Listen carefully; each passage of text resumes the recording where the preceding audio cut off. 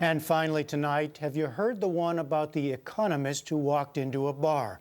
Well, our economics correspondent Paul Salmon has, and it's all part of his series, Making Sense of Financial News. You might be an economist if you think that supply and demand is a good answer to questions like, where do babies come from? For more than 150 years, economics has been derided as the dismal science. Yoram Bauman wants to change the image. You might be an economist if you adamantly refuse to sell your children because you think they'll be worth more later.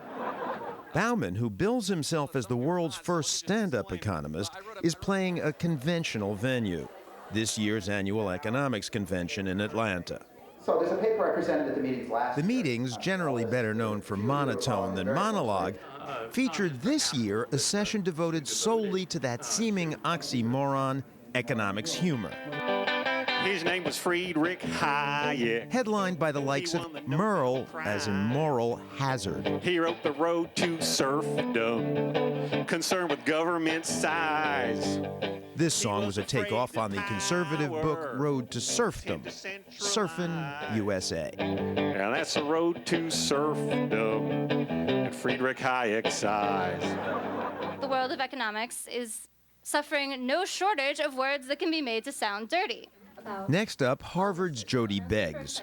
She's been straining to make her mark as a rib-tickling econ teacher. And then I remember a very tried and true business principle, that principle being sex sells.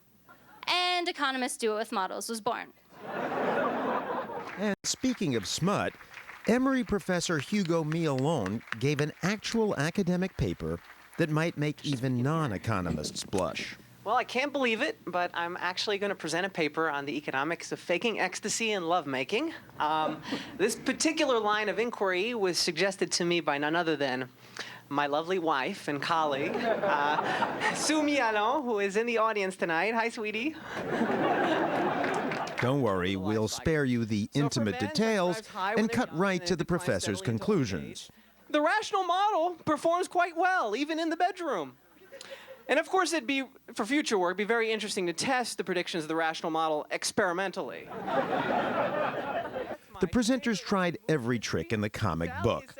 Maybe because while smarts and sense of humor are highly correlated, comedy doesn't come easy. Yeah, I don't normally tell economics jokes. To even the least dismal scientists we know. I don't even normally tell jokes. What's your favorite economics joke?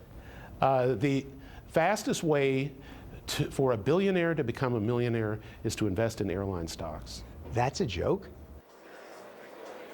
So what's your favorite economics joke? Oh, good God. It's, it's not all that funny a subject, can I tell you? An economist, a sociologist, and a psychologist are golfing together. And they are golfing behind a guy who is blind. And he's going Stanford's really Carolyn Hoxby. blind.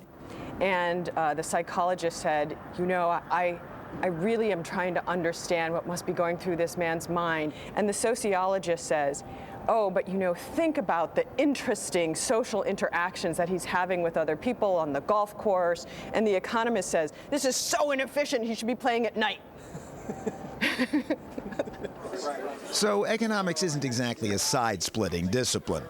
On the other hand, who are we to mock sobriety? As Yoram Bauman noted, recounting his highlights of 2009, which included an interview with us. And I got to be on the PBS NewsHour with Jim Lehrer. Now, I don't know how much you people know about the world of stand-up comedy, but let me tell you this. In the world of stand-up comedy, people, it does not get any bigger than the PBS NewsHour with Jim Lehrer. I have been getting phone calls nonstop on my rotary dial telephone. But mostly economists were the butt of the jokes. I have a British knock-knock joke. I have to put on a terrible British accent for this. Knock-knock. Economist. Economist, the financial crisis, but I promise I'll do better next time.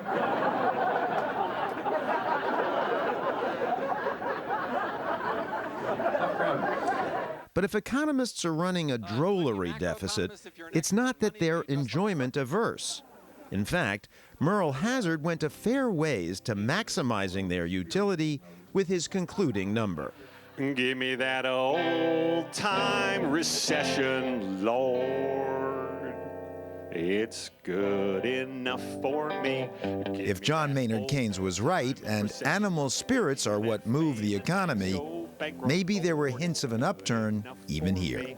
Give me that old-time recession. Give me that old-time recession. Some of that old-time recession. Lord, it's good enough for me.